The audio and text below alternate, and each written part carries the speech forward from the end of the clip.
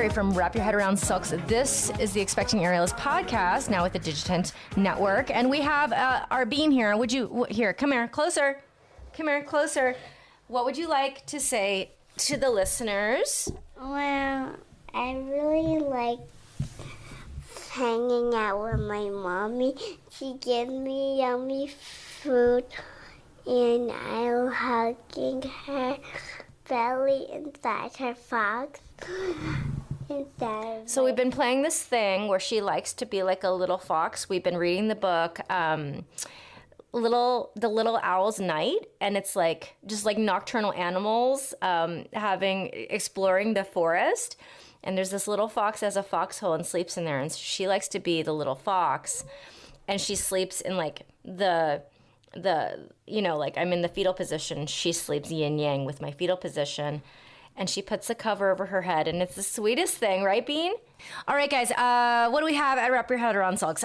All the things all the time. So roll it out. We hit the mat Monday and Thursdays, foam rollers and balls. We take care of our aerial muscles. I would love for you to join me. I get to meet you on Zoom. We talk to each other. It's a really great virtual community we have going on.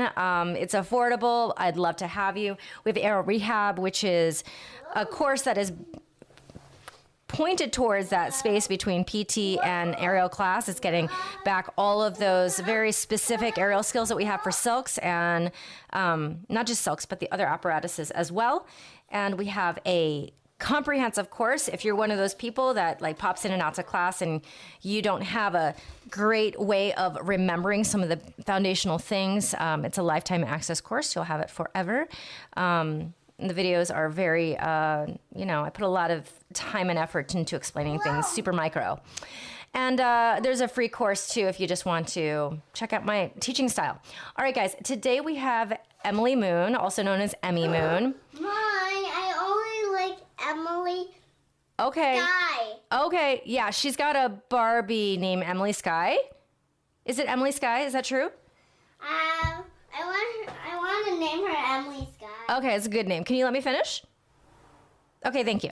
So, her husband, Bean, stop, go. Fine. Stop, go, Fine. go. Let me finish. We're going to be here forever. We're not going to do anything fun today if you keep on interrupting me. Expert. Okay, expert. I know I am the expert.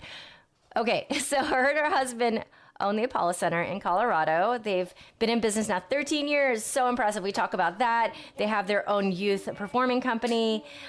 She just had her third girl baby. She's got 3. She talks about her teaching and training throughout all the pregnancies and the breaks and coming back, and how she had her babies. It's an amazing story. Let's get started.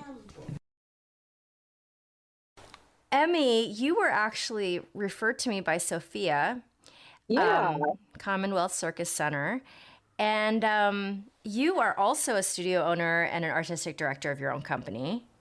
That's correct. And currently breastfeeding. Currently breastfeeding. It's all about multitasking. Yes. Okay, so if you would say your full name, where you live, a little bit about your family, a little bit about your life, where you are in the kids situation. She told me that you check all the boxes for this podcast. She's like, you need to reach out to Emmy. That's awesome. Yeah, we love Sophia. She was with us in our 2nd season. So, gosh, that seems so long ago. But so yeah, my name is Emily Moon, or go by Emmy. And I am the co-owner with my husband of the Apollo Center, which is our studio in Broomfield, Colorado, and the artistic director of our performance company, Illuminar Aerial. And we're going into our 13th season this year, which is crazy. And, we're just balancing that in life right now. We just had our 3rd and last baby this past October. So she's almost 8 months. And we have 2 other girls. Everly is our oldest, she's 7. And then our middle one, Ridley, is 2, almost 3. And then we have Emerson, who is almost 8 months. So 3 girls, and just, trying to balance all the things. So Emmy, your husband is outnumbered.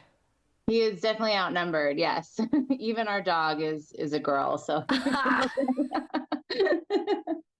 he loves it. He loves being a dad, a girl dad. So, I have two friends who are outnumbered the other direction. Like they have like four boys plus a husband.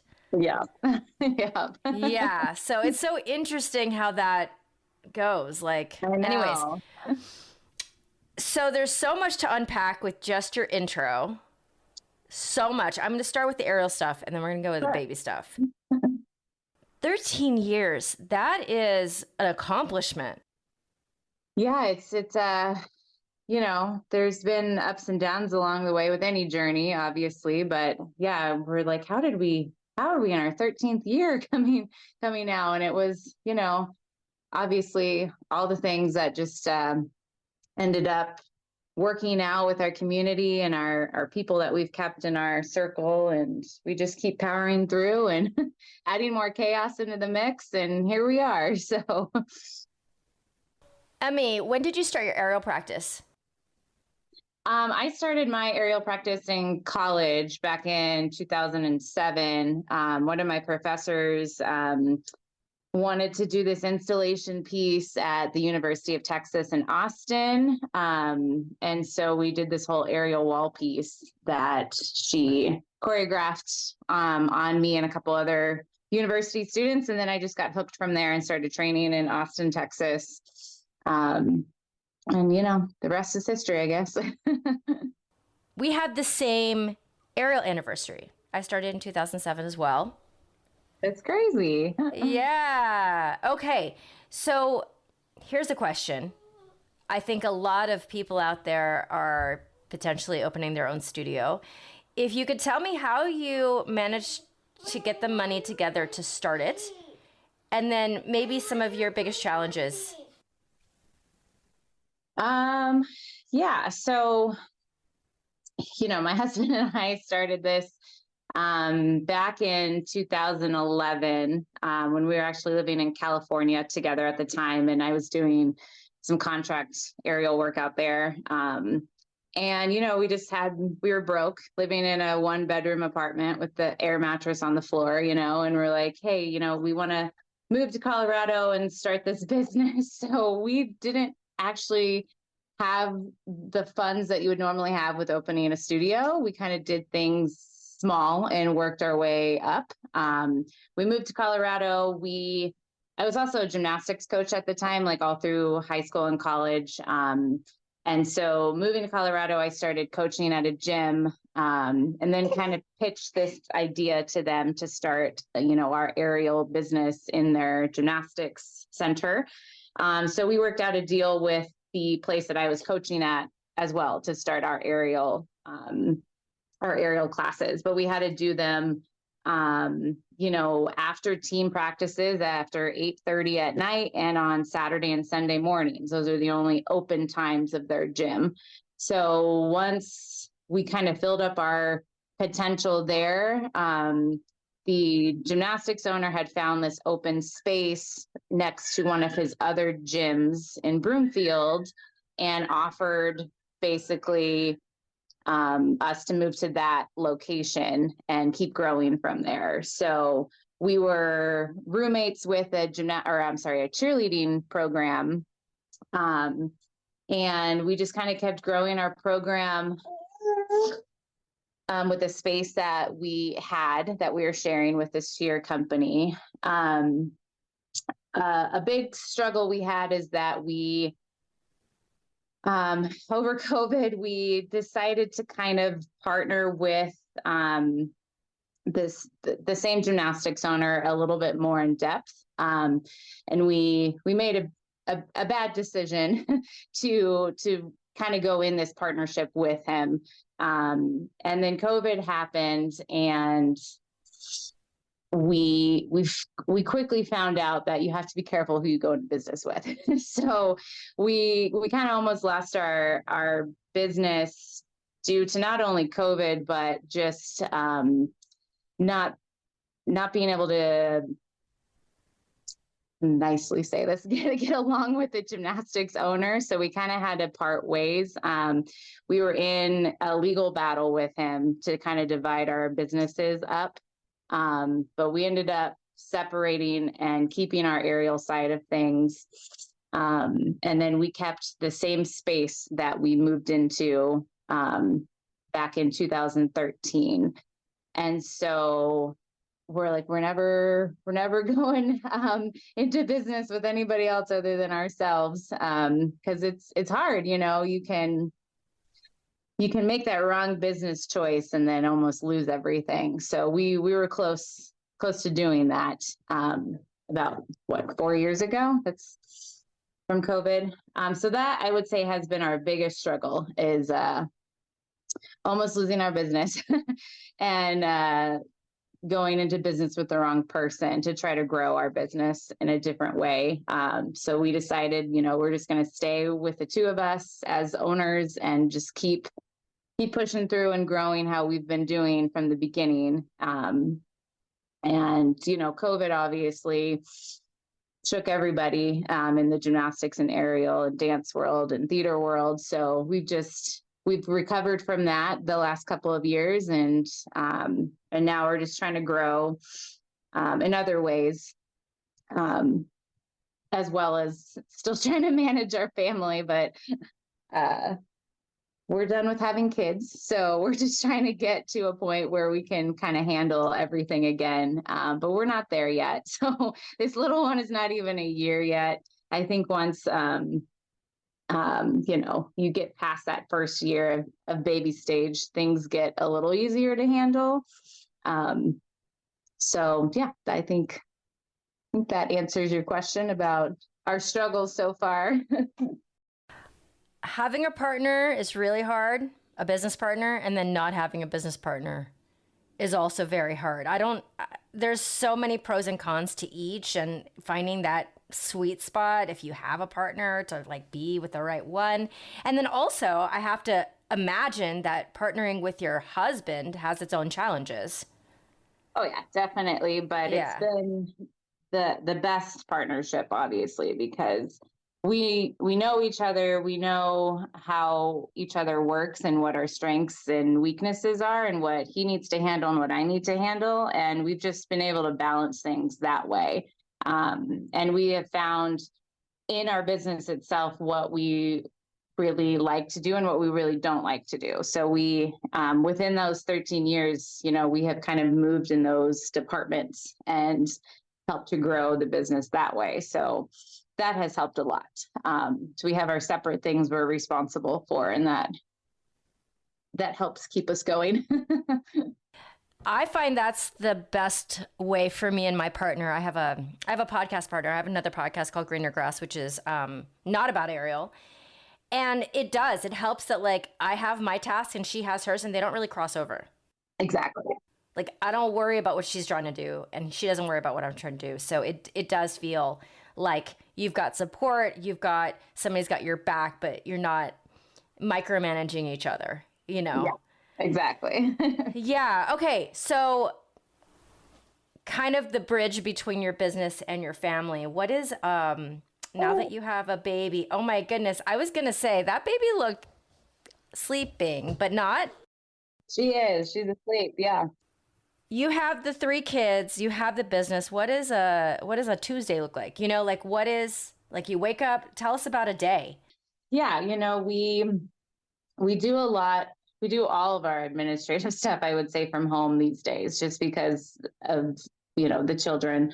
Right now it's summertime, so things are different and more chaotic right now. But normally our days, we wake up and we take our oldest one to school, and then we balance either doing work in the office, or the other one is watching the kids and, getting them food and playing with them. And then we switch and then he does his, tasks and responsibilities that he needs to do, and I'll watch the kids. And then we teach the two of us, we trade off teaching during the week. So we used to both be able to go in and teach together, but we obviously can't do that with 3 kids. So if I am going in to teach at the studio, then he's home and he gets to do bedtime and that whole routine. And then, the day that he teaches, then I stay at home with the kids. So we have 2 days during our normal season that we're dedicated to going in to teach. And then the rest of the days we have other coaches and directors that run the studio. And then we do all emails and everything from home in our office with our littles that aren't in school yet. So How many employees do you have? that changes every season. Right now we have about 20. During the summer, we have seasonal people that come back from college and help us out with camps and things like that. So anywhere from 20 to 25 right now. Okay, that's a lot. That's still a lot to manage. I think that I work at the Loft here in LA, and we've got to be like 10. But we don't have a big enough space to have more than one class at one time. Yeah. You guys, how many classes can you have going on at once? We can have,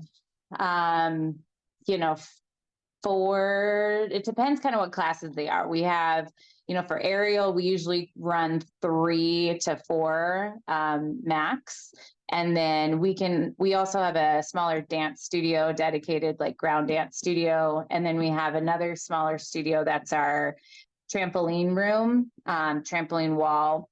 And then we have our main studio, which has our aerial wall, and we have 2 rig lines. So it kind of depends what sort of classes we can have. But with all those differing things, we could, accommodate around 6 to 7 classes happening. Oh my God. See, that's the difference between having a business in Colorado and having one in LA, because there's more space. Like, to have a space like that here would be like just astronomically expensive. Yeah, we do. We have, been grateful to keep this big industrial space that we had since we moved in 2013. So we've just been able to grow the space to suit our needs. And it's great. We also have an upstairs area that houses our costume room and dressing rooms as well when we do shows. So it's a really great space for what we have needed it to be. Oh my God, I love this. Okay, Emmy, talking about you, do you still teach right now? I do still teach. I run, so my husband and I not only obviously do the admin stuff, but we still run and manage our, it's called our Luminar 2 Youth Company, and that's our advanced youth company. So we run that program, and that's what we go in to teach on Tuesdays and Thursdays. We alternate. So that we teach technique, and then they put together performances throughout their season, and they put on 3 aerial productions throughout their season. So technically right now we're on break from our season. Our summer is our break. So we have break from performances. We still have classes and camps that run all summer. But the 2 of us are not. This summer is an exception. I just had surgery about 3 weeks ago. So we are both home this summer while I'm recovering from that. So. Okay, let's talk about your body. 3 kids, but you are training and taking time off and then going back and then doing it again. I'm going to let you kind of roll with how you want to tell that story, because I think that's part of the reason why women across the world are listening, because they want to see how other people are doing this, pairing their aerial practice with motherhood and actually, the prenatal, the postpartum, getting back, getting in, like, how long did you train during your pregnancies? If you had any complications, go ahead. Anything you'd like to share? Yeah, with 3 kids, it's there's a lot, I guess. I think what has helped maintain and keep our business is we did that first. We started dating when we were in LA. We came to Colorado.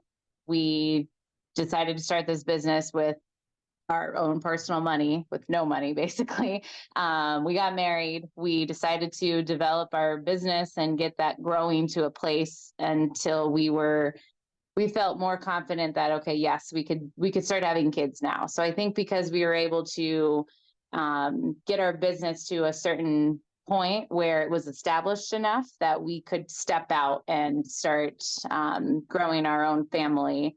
And we had, people in place that could step in for us during that time. And we've had, I think we still have 3 or 4 people that have been with us either from the very beginning or at least the first couple of years. So that's been really helpful to keep those employees and our dancers that know our business and know how to kind of step in when we're gone.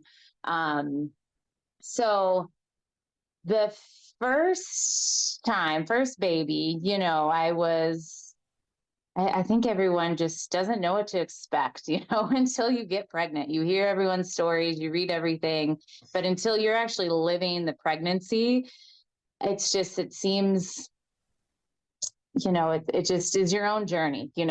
Everything happens differently than what everyone else tells you. So I think I was trying to be really cautious the first time, and I stopped doing a lot of the scary things in the air. I stopped doing drops. I stopped doing anything that wrapped on the belly. I stopped doing harness work, but I was still teaching and choreographing and producing shows up until the day I went into labor. That's just because we had to. So the first baby I had, I taught up until 8:30 that night and came home and then started having contractions.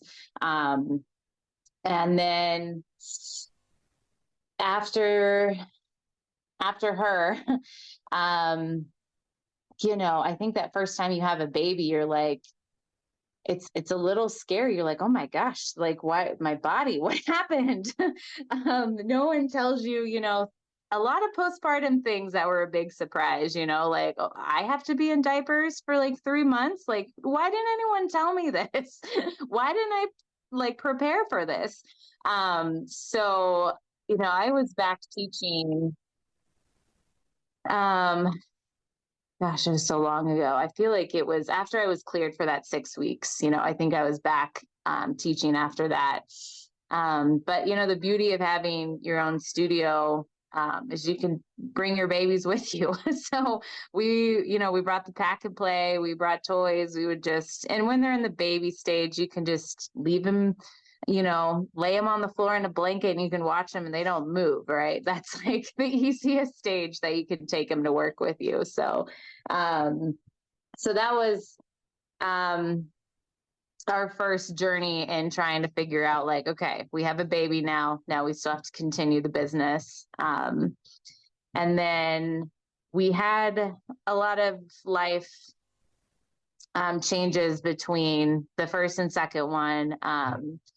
Travis, my husband, his mom got cancer, and so she moved in with us and we were taking care of her while still trying to run our business and take care of a child. And then after she passed, we decided to try for another baby. And we had some difficulty getting pregnant the second time. It took us over 2 years to get pregnant. And that was due to a medical condition my husband had, of varicocele. And so after he had surgery for that, we were able to got pregnant again. But unfortunately I suffered a miscarriage with that baby. And then Emmy, what is a varicocele? A varicocele is a very common medical condition that a lot of men can have, that sometimes men don't even know they have it. They don't show symptoms, but it's basically like an enlargement of the veins, like in the scrotum. And it can be due to faulty valves within the veins. And it can cause like the veins to be compressed. And basically it can lead to infertility issues, but it can be fixed with surgery. So he had to go through surgery to fix this. And it's very painful for men if they're showing symptoms of having a varicocele. So he had a pretty severe one. But after he had that fixed, we were able to get pregnant again. But then we suffered that miscarriage with the second pregnancy. And then we got pregnant 3 months after that. And I think after you go through a miscarriage, I think there's just this fear, you feel like you've done something wrong when you've had a miscarriage, that there was something that I ate or something that I did or something in my aerial practice that like made that happen, which is obviously not true. But you still have that fear, and so I was extremely cautious the second time around, just really fearful that I was going to lose that baby. Come up here. And so I stopped doing aerial a lot sooner with that second one. I was still teaching and choreographing during that entire time, though. There you go, dancing on the ground. And so, yeah, I think I just was really scared to kind of push myself too much with that one. But she, came out happy and healthy and, our sweet little rainbow baby. So there you go. You can get the ball. And then I think there's that sense of relief, like, okay, I was still able to have a healthy baby after a miscarriage. And so then with the third one, we, you feel like you know a lot more things at that time. We're like, okay, we've done this before. We've had 2 kids.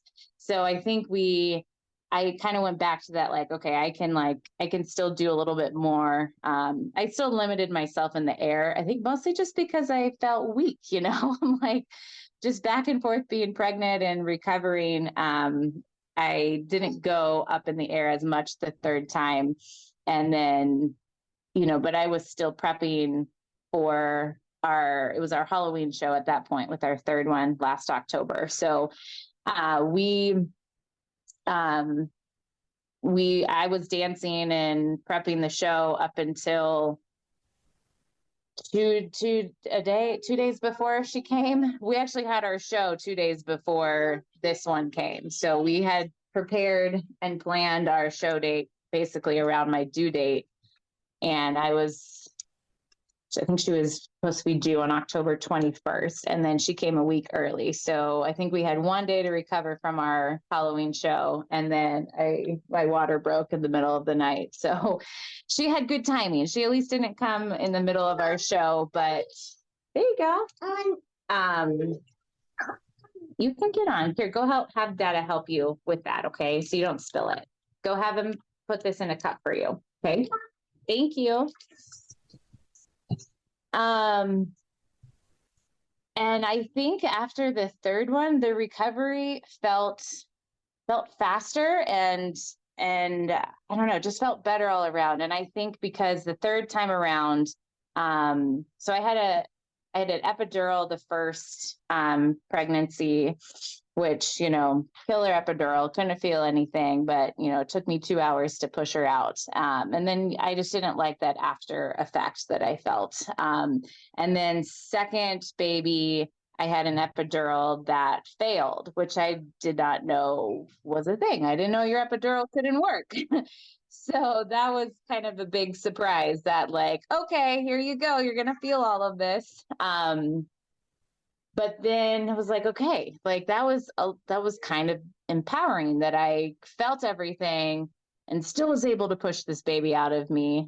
So the third time around, I was like, we're not doing any drugs. I don't even want to try an epidural. I want to have a natural birth and be able to labor in whatever position I want to be and not be strapped down to a bed, So I think that really helped with my recovery the third time, that I didn't have any drugs in me. I was able to labor and birth her basically on my knees. And gravity really helps with that. And I didn't have to have any sort of stitches the third time around, which obviously really helps your recovery.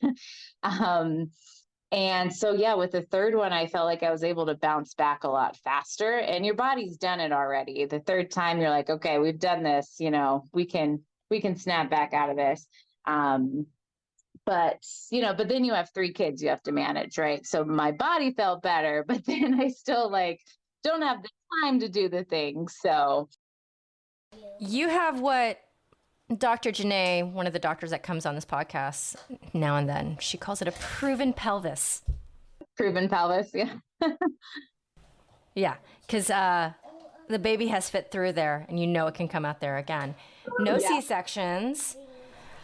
No C-sections, yeah. The first time you were pregnant, what age were you?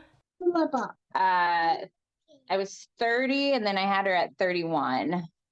Okay. And now I'm 38. Now you're 38. So I've done a lot of these interviews, and women over 40 are having healthy babies. They're having them vaginally. They're having them any way they come out. So, people always say after 35, it's a geriatric pregnancy. And it's it's the worst. It is the worst. At 34, they called it a geriatric pregnancy. I'm like, really? Makes me feel terrible.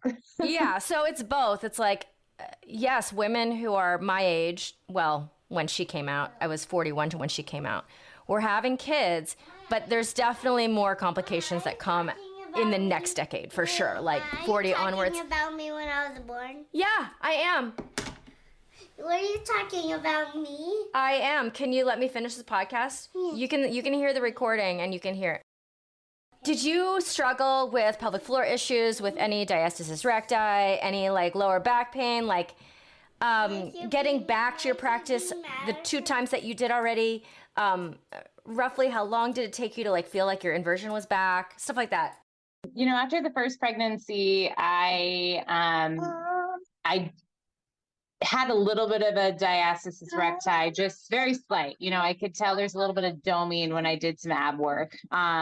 Then I was very cautious about that with the second one, because I definitely did some, activities and exercises in my first pregnancy that were not the best for preventing the diastasis. And the second one, I was more careful with, doing planks and any sort of ab work.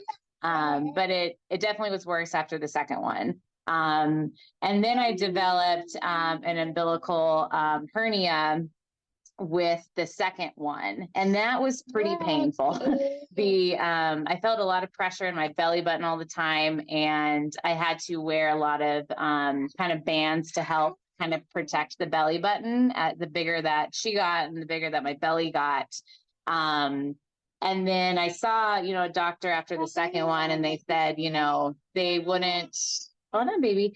They, typically don't fix those hernias until after you're done having babies. Here, you want the ball? Here. And then after here,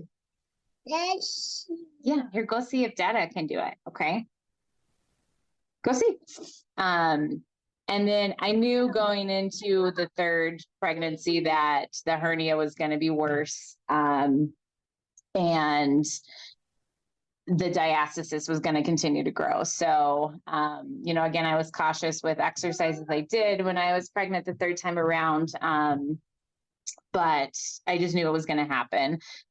Mostly with my 2 pregnancies, the first one, kind of the symptoms were just starting, but it was the last 2 pregnancies, they got worse with, I had this terrible dry cough when I was pregnant, and it got worse it got earlier and worse each pregnancy. I think it happened in the last trimester, the first time I was pregnant, that I had this terrible dry cough and kept me up at night. And then the second pregnancy, it came in the second trimester. And the third pregnancy, it came in the first trimester. It was the first symptom I had. And then I just sounded sick all the time. I'm like, I'm not sick. I just have this dry cough. And so I think that was kind of part of the the worst thing just throughout my pregnancy. I was luckily not nauseous or had any morning sickness with all three of my pregnancies. So I was lucky with that. But I had a lot of heartburn at night as well. So I kind of had to sit up while I was sleeping to help with the dry cough, help with the heartburn.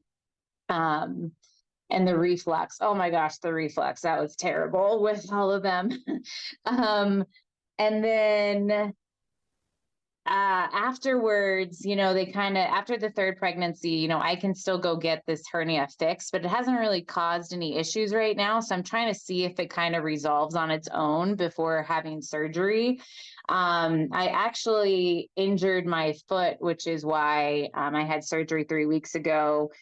When I was pregnant with my third one last summer, I was teaching ground dance, and we were doing choreography at the end of class, and I felt this like pop in my foot while I was teaching, and I was 6 months pregnant at the time. And, I rolled a lot of ankles and pulled a lot of muscles in my feet, and strained my toes a lot dancing, but this felt different.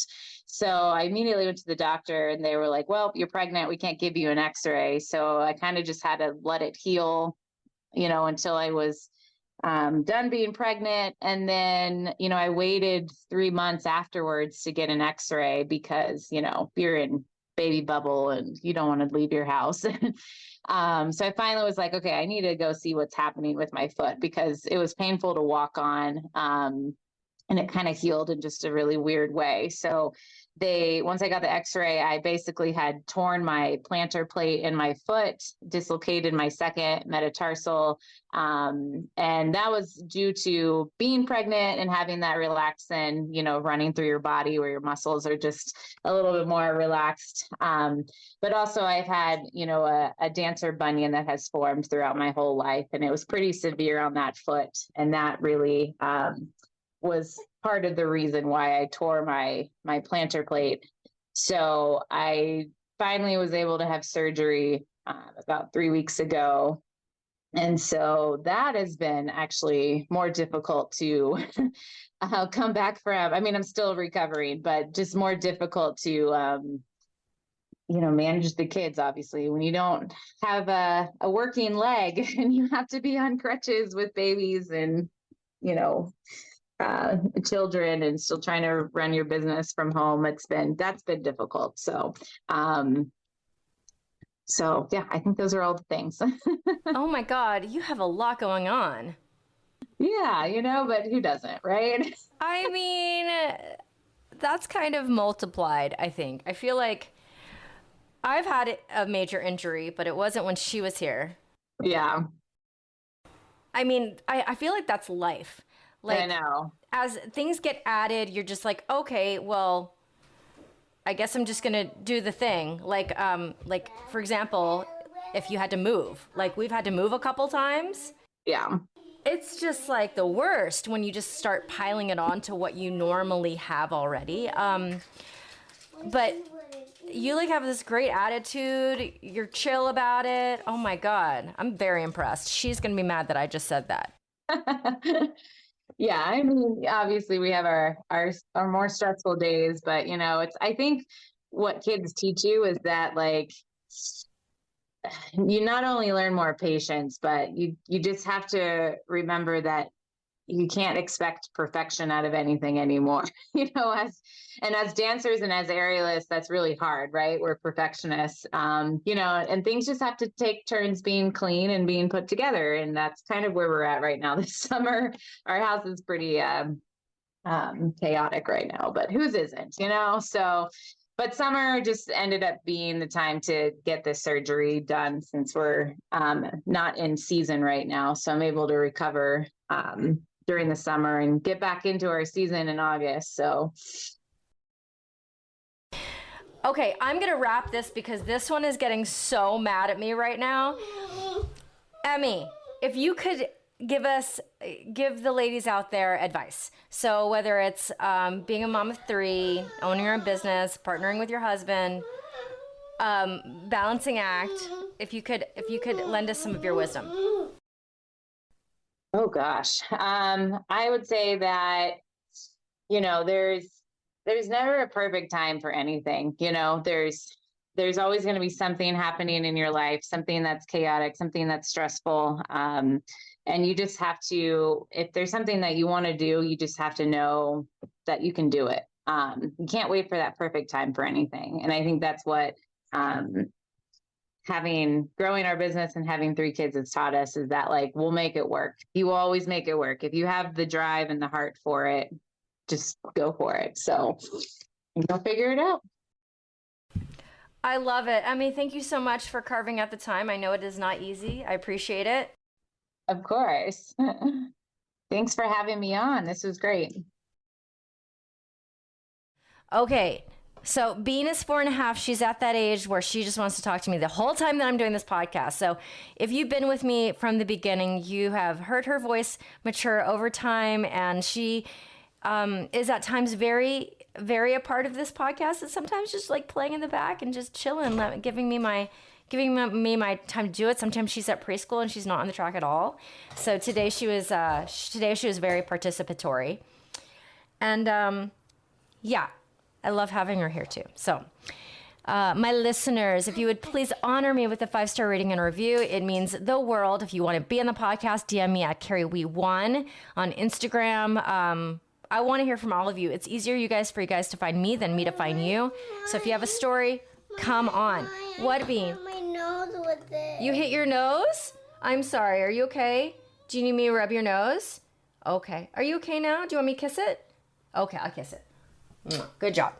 All right, my friends, I'm with Digitent Podcasts. We also have Greener Grass with Kelly McVeigh. If you guys just want to hear the sound of my voice twice a week. I mean, who wouldn't, right? Yeah, and I really appreciate you being here. Love you guys forever.